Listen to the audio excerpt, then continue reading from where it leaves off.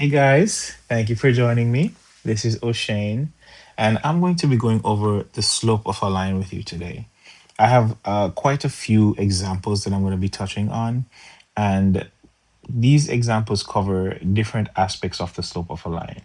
Just to refresh your memory, let's just look at the four kinds of lines that we will deal with initially, all right, without the coordinate plane. So this line, that line, this line, and that line.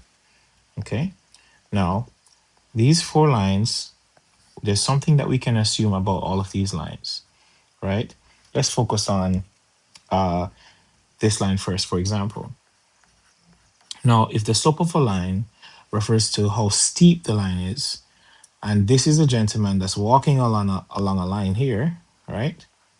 Then what we can assume is that there is no steepness to this line, which means that this line has a slope of 0, right?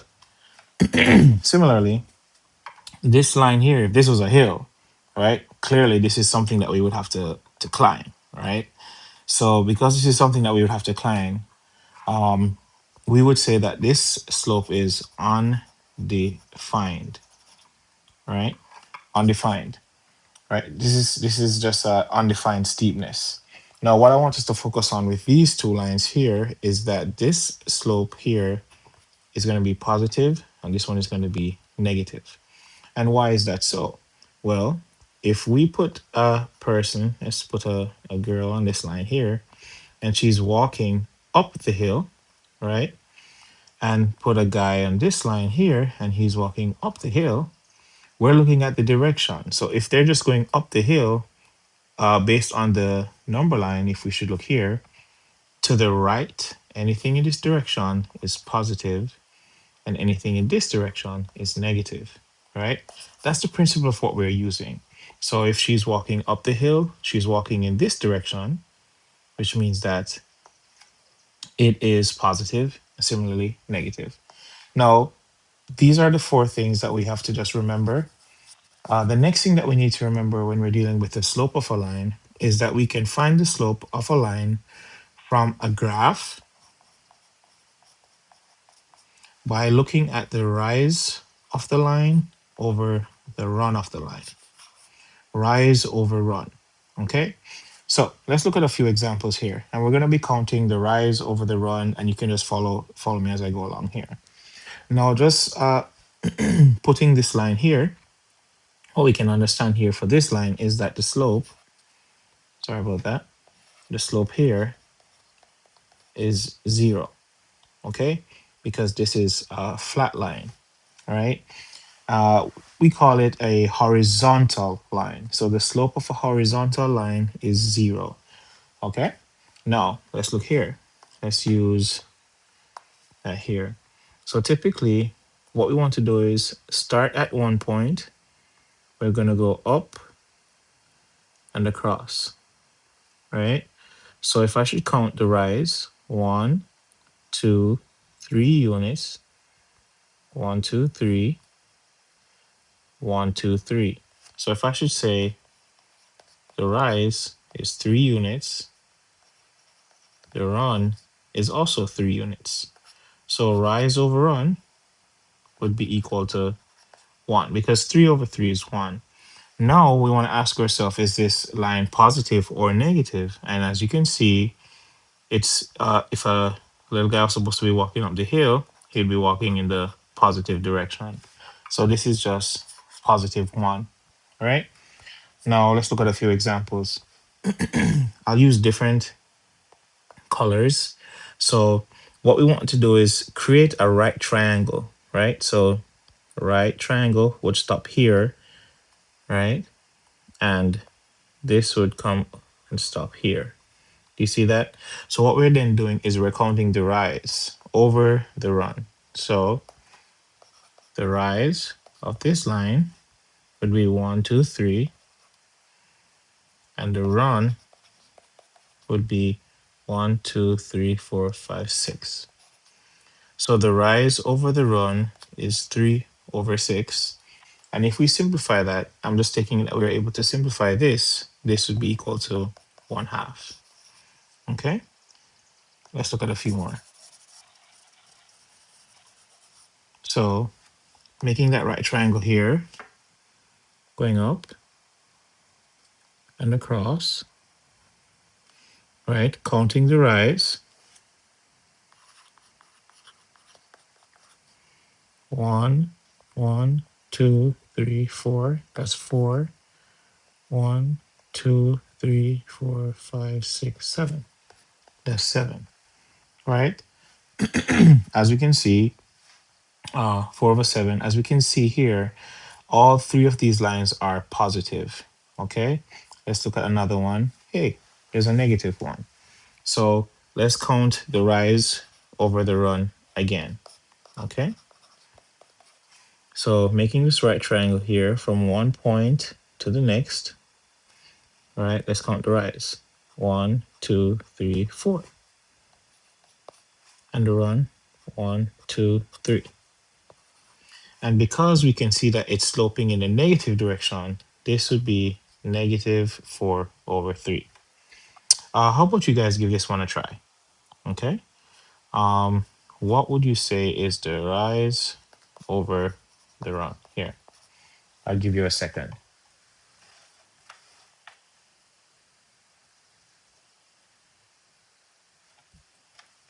Okay. If you got negative 5 over 2, that would be correct. All right, let's move on. Oh, here's another one. Just wanted to point this out. The slope of this line is undefined. Okay, let's just remember that. All right, now let's look on another aspect of slope, which is to find the slope of a line through each pair of points. Now, here's the formula. I'm going to write it. You can pause the video and write the formula down. Slope, and we use the letter M to signify slope, M. And that is equal to y2 minus y1 over x2 minus x1. Interestingly enough, it could also be y1 minus y2 over x1 minus x2, right? We just have to be consistent with our numbers here.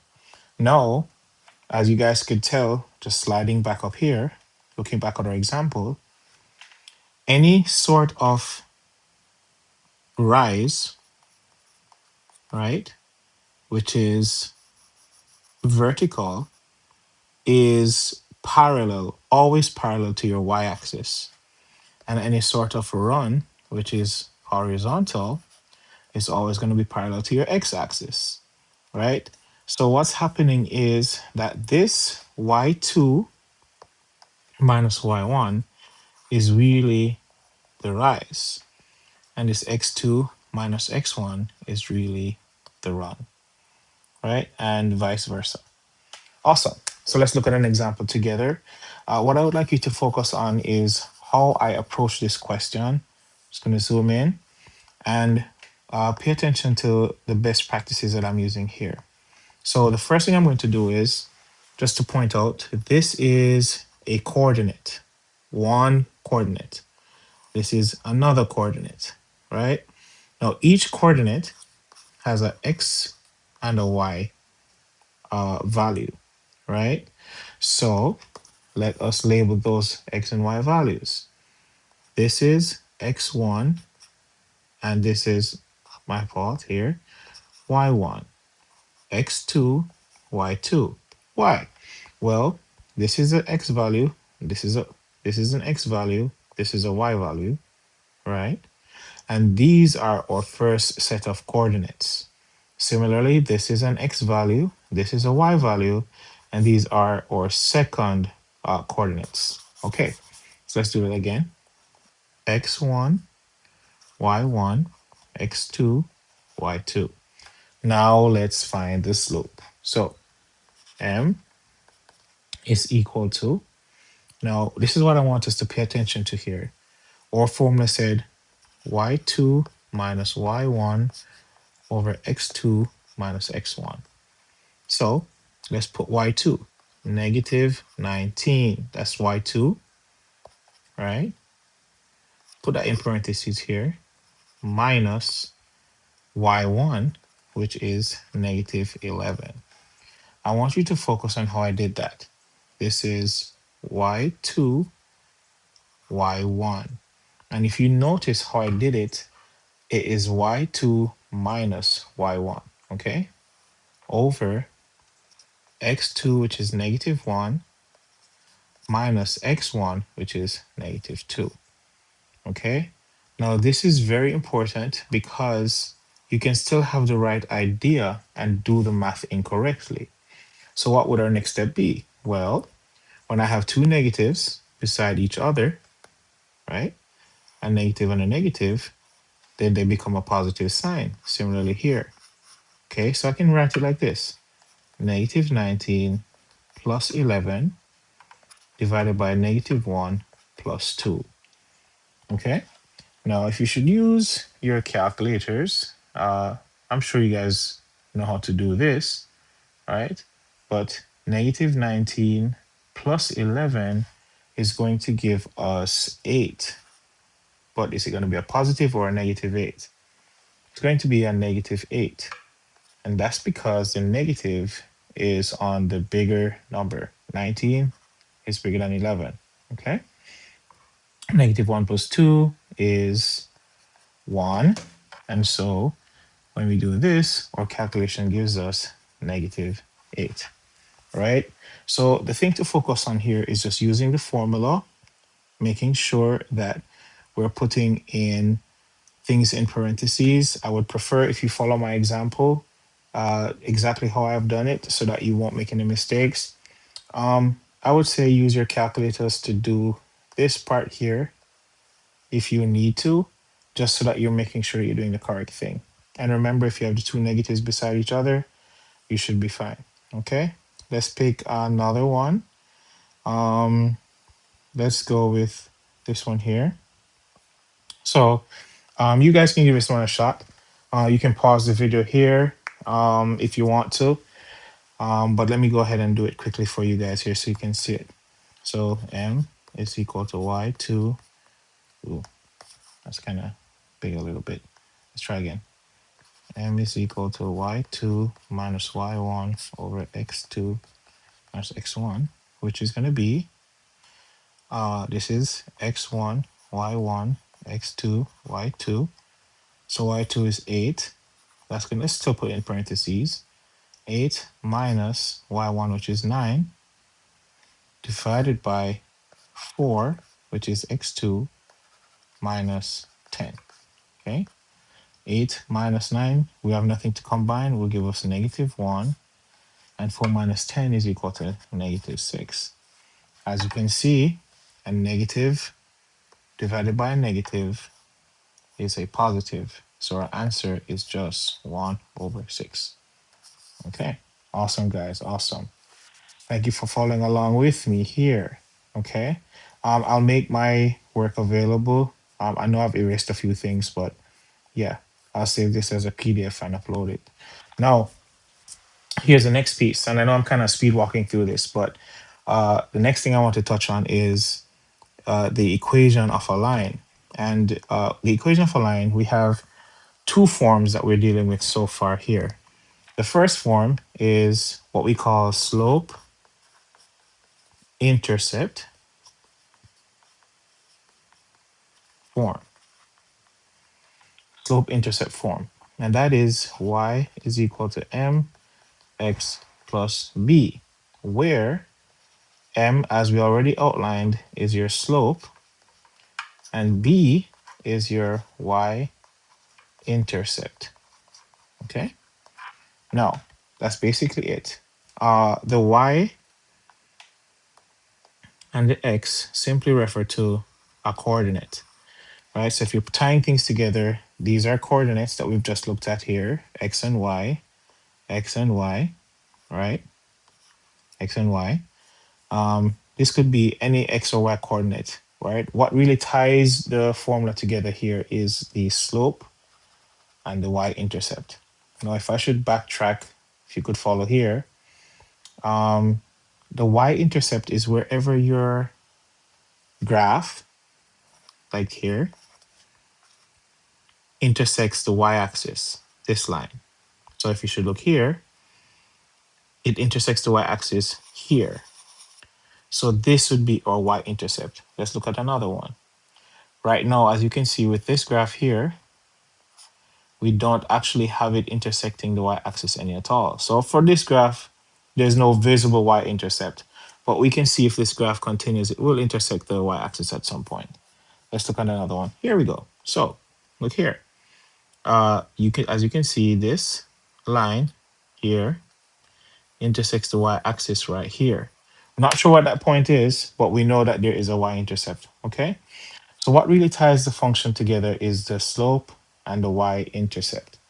Now, what you really what you will realize is that the slope, right, is let me just before I do that talk about a few things here. I'm going to use this word, coefficient. Coefficient. A coefficient is simply a number that is multiplying a variable. Okay, so let's call a variable x and let's call a number 4. In this case, if I have a term 4x, my coefficient is 4. Okay, if I have negative 3x, my coefficient is negative 3. That's my coefficient. Okay, that's important. Important algebraic concept, right? Slope, but most importantly, coefficient. Here's another thing with coefficient. If a variable stands alone, then it is assumed that the coefficient is 1, right? So x is the same as 1x, and negative x is the same as negative 1x. So if you see negative x by itself, it means that the coefficient is negative 1. Now, why am I highlighting this? I'm highlighting this because what is important is if a function or a equation of a line is given to you in slope-intercept form, what is extremely important is understanding that the slope, let's look at it, the slope is whatever the coefficient of the variable x is. That's important. So let's look at this question here. Let's zoom in on it. So it says find the slope of each line. This is a line y is equal to negative 2x plus 3, right? Now, because this line is given to us in slope-intercept form, what we can assume is that the slope is the coefficient of the variable x. And what's the coefficient of the variable x? It's negative 2. So that's your slope here. Similarly, your y-intercept b would be 3, right? Let's do this here. Voila, look at this one. Y is equal to x plus 3. So what would you say your slope is? Well, your slope is the coefficient of the x term. What did I say? If x stands by itself, it then means that it has a coefficient of 1. So your slope here is 1, right? And as you can see, it's pretty simple now once you get that concept. Slope here would be negative 1/2. The slope here would be 6. You notice I'm using m to represent slope, especially because I'm coming from y is equal to mx plus b, where we know that m is the slope. So going back to the instructions when it said find the slope of each line, I'm simply going by saying m is equal to the coefficient of whatever the x term is. Okay. And now we have another form of the equation of a line, right? This form of the equation of a line is called the standard form of the equation of a line, right? Standard form. Now, with standard form, the formula is standard form. The formula is ax plus by is equal to c. Now, to find the slope here, it's a little bit tricky. I'm gonna have to do a little bit of math, okay? The math I'm gonna have to do is this, 2 steps. I'm going to, step one, I'm going to subtract the term, I spelled term incorrectly there. Subtract the term with the variable x. And then step two, I'm going to divide by the coefficient of the variable y. Two steps. This works every single time, right? Now remember, with each one of these steps, right, I am moving the terms over or across the equal sign. Very important. Now let's look at this question together. So if I have 5x minus 3y is equal to negative 12, let me just do this one right here. 5x minus 3y is equal to negative 12. The first thing I'm going to do, and please follow how I'm setting it out here, is I'm going to subtract the term with the variable x. I'm going to say subtract 5x. And what I do to one side, I have to do it to the other side. So think of what I'm going to write it. Subtract 5x, subtract 5x over here, and this will cancel. So I'm going to end up with negative 3y is equal to negative 5x minus 12. I'm going to write it first, right? I'm going to put the term with the x first. That's my first step. My next step is to divide by the coefficient of the variable y, which in this case is negative 3. Now I'm going to divide each term on this side by negative 3 as well.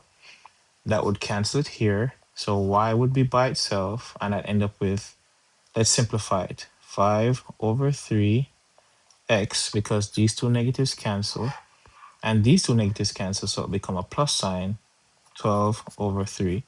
And 12 over 3 just becomes 4. So y would be equal to 5 over 3x plus 4. Now, we're going to do a few more examples so that we can really get this one, right? Now, I'm going to do another example right here with this one. So let's look at it here. 3x plus 2y is equal to 4. Now, remember, I want to identify the slope. But before I can identify the slope, I have to convert from what we call standard form to slope-intercept form. I don't think I had mentioned that earlier when I spoke about this. So with this being standard form, what I'm trying to do is to convert it to slope-intercept form. Y is equal to mx plus b. And to do that, I have to do step 1 and step 2. Now, the step 1 here would be to subtract 3x. So when I subtract 3x, it cancels on the left side. I end up with 2y is equal to negative 3x, and this is a positive 4, so I'd say plus 4. My next step is to divide by the coefficient of the variable y, so I'm going to divide by 2, and I'm dividing everything by 2. So I end up with y is equal to negative 3 over 2x plus 2. Now, I can identify the slope easily because we've been talking about it. So the slope here, m, is negative 3 over 2, right? This one is kind of tricky, right? I want you to go back over it as much as you can to make sure that you're seeing what we're doing together here, all right? And obviously, let me know. I can do some more examples with you, right? So just to reiterate this specific step, get that out of the way. So refreshing our memories here, find the slope of each line. We were speaking about the fact that the slope of the line is coming from slope-intercept form. Y is equal to mx plus b. When it is in this form, the slope is just whatever the coefficient of the x term is. Then, fast forward, we have what's called standard form, right? Now, if the equation of the line that they've given to us is in standard form, we have to rewrite it in slope-intercept form and then identify the slope.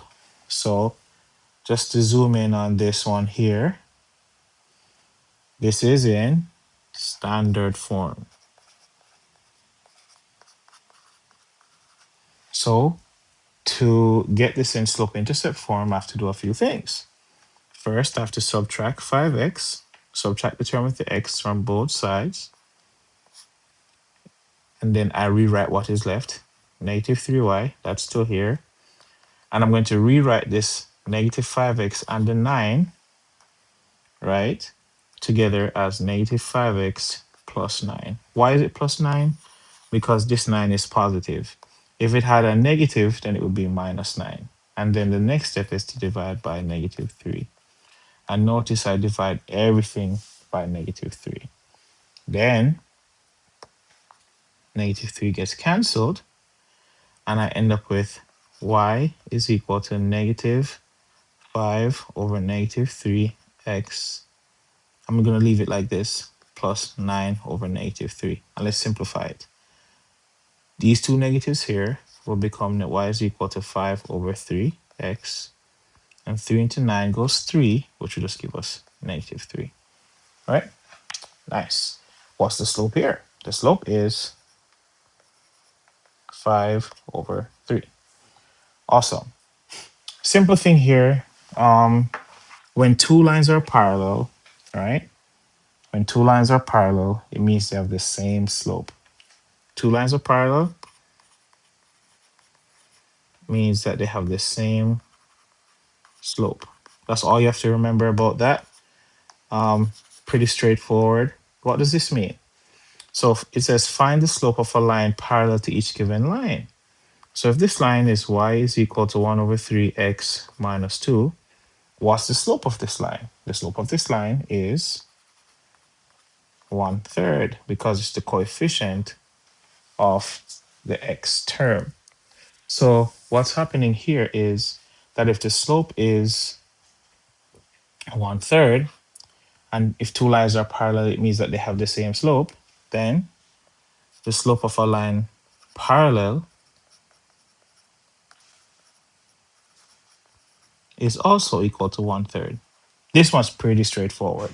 What I want to do is I want to slide into the next one that's dealing with perpendicular lines. Now, two lines are perpendicular if they form right angles with each other. So this line here, this line here are perpendicular to each other because they form right angles with each other. What happens with perpendicular lines and their slopes? Well, if two lines are perpendicular, right? If two lines are perpendicular, the product of their slopes is equal to -1. That is a fundamental thing.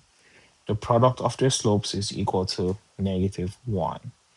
Now, what does that mean for slopes? This is what it means, right? It's a little trick that we talk about, and it's called the negative reciprocal. Negative reciprocal, right? And the way that we view the negative reciprocal is if I have one slope of a line, then to get the slope of a line perpendicular to that one, all I have to do is flip and change the sign. Just those two things. So what's the slope of this line? Well, the slope of this line is equal to 1/5. So what then I say is the slope of a line perpendicular to this one would be, I flip 1/5, it becomes 5 over 1. And if it's positive here, it becomes negative here. So the answer would be -5. That's really, really, really what it is. Okay. So this is just a quick lesson that I've kind of like sped through. Hopefully you guys can like take your time and go back through everything here. Kind of sped through it. If you need me to go over anything, please let me know. This lesson is called the slope of a line. And this is your bridge to geometry algebra 1 review of the slope of a line. Thank you so much. See you next time.